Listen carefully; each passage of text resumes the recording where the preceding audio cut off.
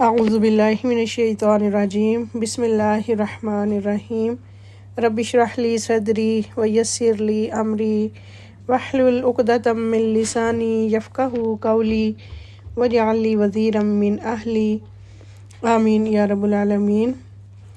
تو الحمدللہ عید ختم ہو چکی ہے اور رمضان کے روزے الحمدللہ رکھے جا چکے ہیں۔ تو اب باری ہے شوال کے روزوں کی۔ تو شوال کے روزوں کے بارے میں تھوڑی سی معلومات میں آپ کو دینا چاہتی ہوں کہ رمضان اور عید گزرنے کے بعد شوال کے مہینے میں 6 روزے رکھنے کا اہتمام کرنا چاہیے۔ اس کے بارے میں ہمیں حدیث ملتی ہے صحیح مسلم کی 2758 میں۔ حضرت ابو ایوب انصاری رضی اللہ تعالیٰ عنہ سے روایت ہے کہ بے شک رسول اللہ صلی اللہ علیہ وآلہ وسلم نے فرمایا، جو شخص رمضان کے روزے رکھ کر شوال کے مہینے میں 6 روزے رکھے اسے عمر بھر کے روزوں کا ثواب ملتا ہے۔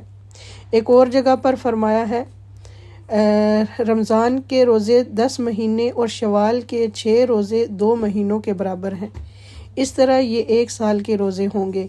یہ روزے عید کے فوراً بعد یا وقفے کے ساتھ مسلسل یا الگ الگ دنوں میں رکھے جا سکتے ہیں۔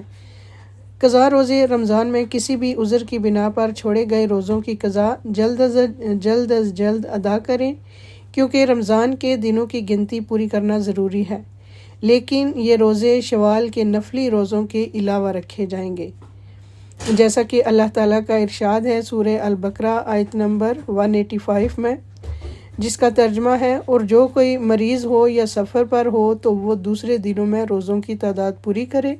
اللہ تعالیٰ تمہارے ساتھ نرمی کرنا چاہتا ہے، سختی کرنا نہیں چاہتا، اس لیے یہ طریقہ تمہیں بتایا جا رہا ہے تاکہ تم روزوں کی تعداد پوری کر سکو۔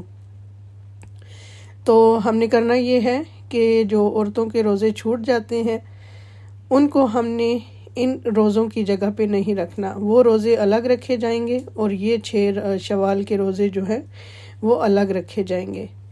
تو اس طرح سے آپ نے یہ رکھنے ہیں، یعنی فرض روزے جو آپ کے چھوٹے ہوئے ہیں وہ الگ سے رکھنے ہیں، اور یہ نفلی روزے شوال کے 6 یہ الگ سے آپ رکھیں گے انشاءاللہ تعالی۔